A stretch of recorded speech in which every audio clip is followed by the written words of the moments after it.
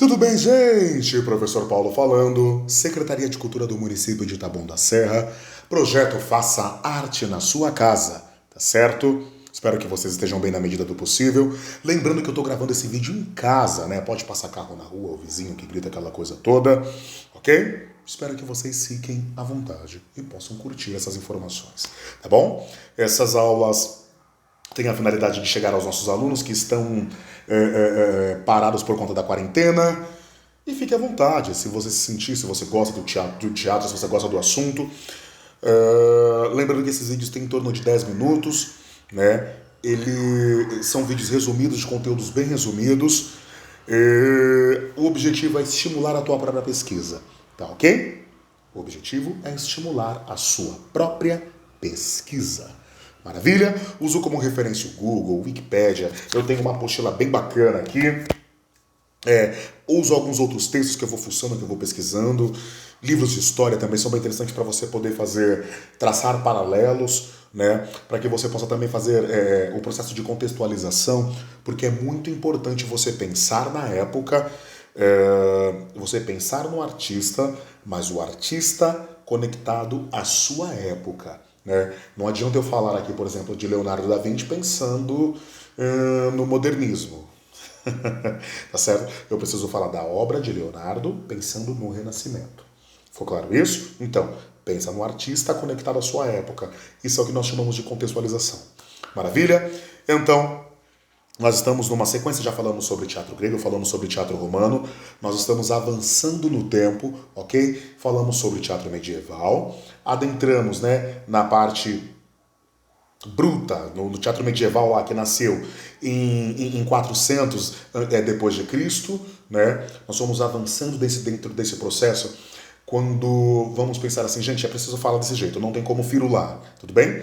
Quando a igreja assume o protagonismo político e por conta disso ela determina aquilo que deve ser professado, ministrado ou difundido como conteúdo intelectual, de fé e etc.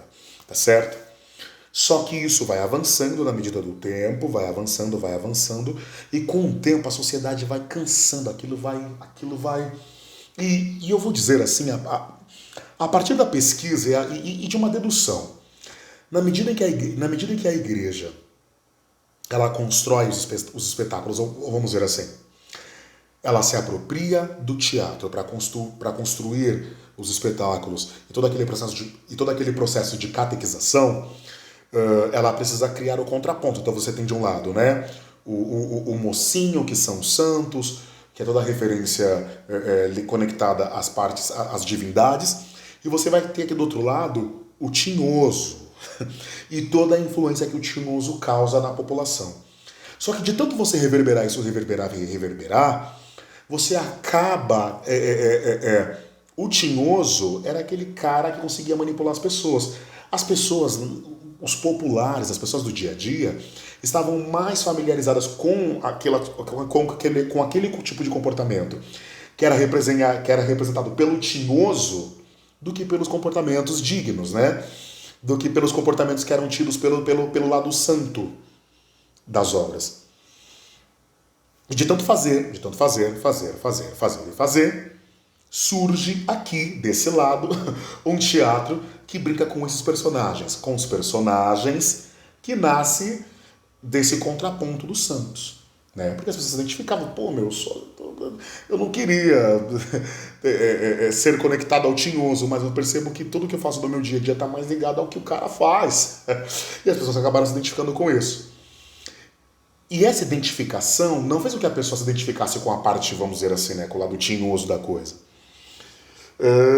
Mas fazia com que as pessoas começassem a criticar, a questionar, a se opor a todos aqueles preceitos, né, de divindade, de conexão com a santidade.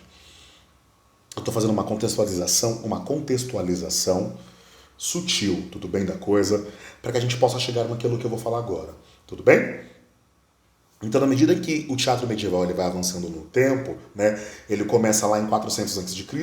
e ele dura mais ou menos 1000 anos, são quase 1000 anos, até porque o Renascimento data de 1400, 1500 depois de Cristo, ou seja, né, Você tem quase 1000 anos aí de Idade Média da igreja ali, determinando de forma... que palavra que eu posso usar? De forma até ditatorial, posso dizer assim, o que deveria ser professado e proliferado do ponto de vista do conhecimento, tá certo? Então vamos lá. Nós falamos também sobre os gêneros, né? Falamos um pouco sobre os gêneros da comédia dramática. Nós falamos sobre os milagres, os mistérios, as moralidades e os autos, né? Falei também para vocês no vídeo anterior que esses gêneros, os estudiosos não sabem se esses gêneros eram subsequentes ou se eles viveram de forma concomitante, né? Se eles viviam, se esses gêneros eram trabalhados de forma simultânea. Às vezes no espetáculo você trabalhava os milagres, no outro espetáculo você trabalhava os mistérios, no outro as moralidades, ou se eles eram feitos ao longo do tempo. Por exemplo, durante um período falava-se mais dos milagres, no outro período falava-se mais dos mistérios, e no outro período falava-se mais sobre as moralidades, tá certo? Isso não se sabe. Mas, de alguma forma, o importante é você conseguir reconhecer isso nos espetáculos, tá bom? Então vamos falar um pouquinho dos autos. Eu fiz uma leitura dos autos quando eu falei dos gêneros, porque os autos também é um dos gêneros, né? São 4 gêneros que norteou, por assim dizer, o teatro medieval, né? Os milagres, os mistérios, as moralidades e os autos. Vamos falar um pouquinho dos autos, porque os autos é o gênero que realmente dá para se cravar, que pertence à transição entre a era medieval e o Renascimento, né? Então nós vamos ter os autos aí quase como uma passagem de ruptura para o que seria, para o que viria depois a ser o Renascimento, esse movimento intelectual que nasceu na Europa, que visava romper, né? Romper com a tradição religiosa que cegavam as pessoas e que, como que eu posso dizer? Quando eu digo cegar, é cegar no sentido de conhecimento, né?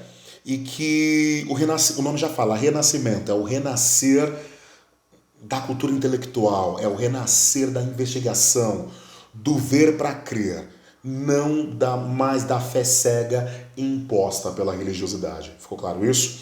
Então, a gente fiz todo esse rodeio para chegar nos autos, tudo bem?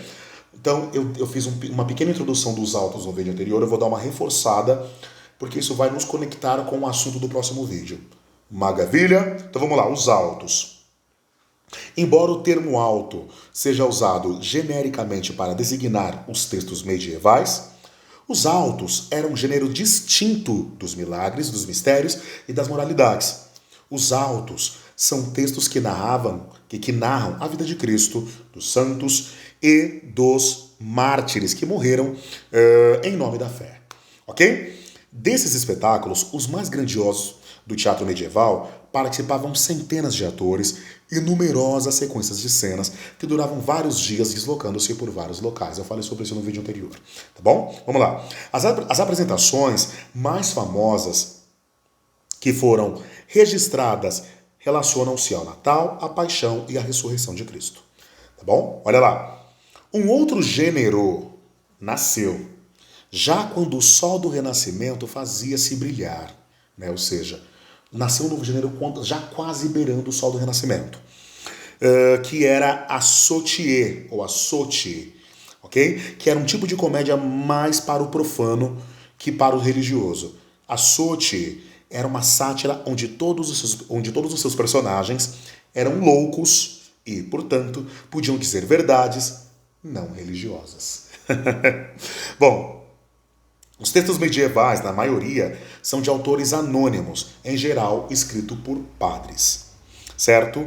Um autor, olha que legal, um autor de teatro que soube trabalhar o gênero foi Gil Vicente. Gil Vicente.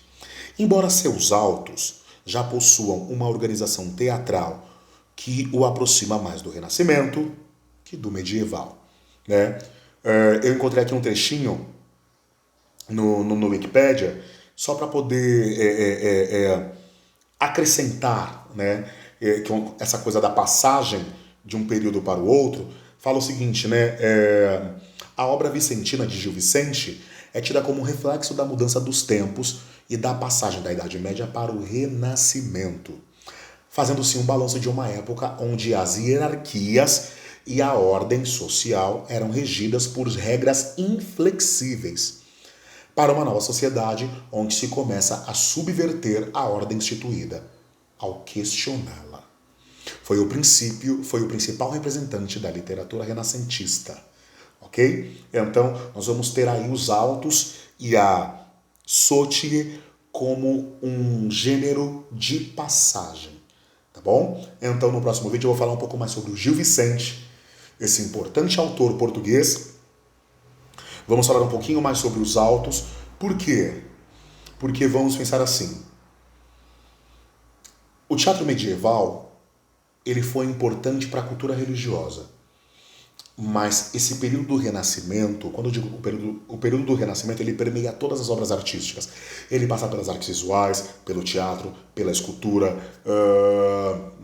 pela dança, ele passa pela literatura em geral, passa pela filosofia.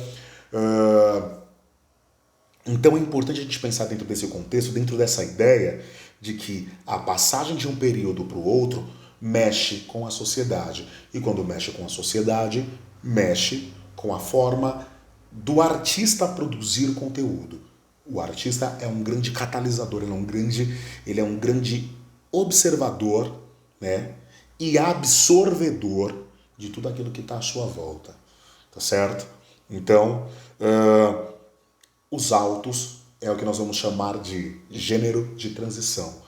É a saída da Idade Média, é a saída dos gêneros do milagre, dos mistérios e das moralidades para uma ideia mais questionadora, né?